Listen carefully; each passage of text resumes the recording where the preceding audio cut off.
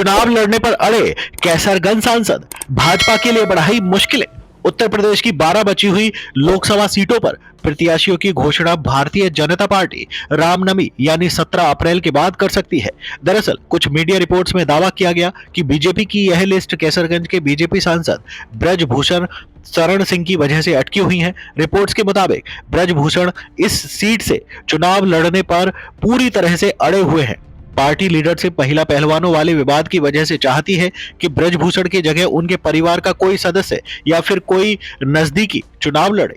BJP leadership का मानना है कि अगर ब्रजभूषण कैसरगंज सीट से चुनाव लड़ते हैं तो विपक्ष को एक बड़ा मुद्दा मिल सकता है। वैसे भी कांग्रेस नेता प्रियंका गांधी यूपी में लड़की हूं लड़ सकती हूं के नारे के साथ चुनाव प्रचार अभियान चला चुकी हैं। ऐसी स्थिति में कांग्रेस और सपा का गठबंधन ब्रजभूषण के सहारे बीजेपी पर हमला बोल सकता है। सूत्रों के हवाले से रिपोर्ट में कहा गया कि बीजेपी लीडरशिप दिल्ली की एमपी एमएलए अदालत के फैसले का इंतजार कर रही है। दरअसल एक मामले में अंतिम सुनवाई होने वाली है और इसी दिन फैसला भी आ सकता है।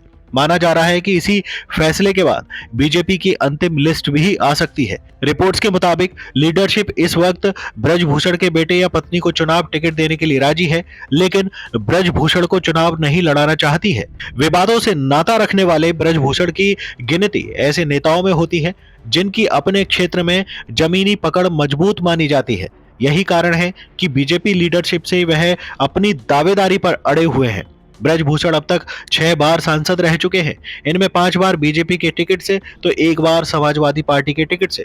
वहीं साथ ही बता दें कि ब्रजभूषण लगातार अपने क्षेत्र में चुनाव प्रचार कर रहे हैं, जबकि उनका अभी तक टिकट फाइनल नहीं हुआ है।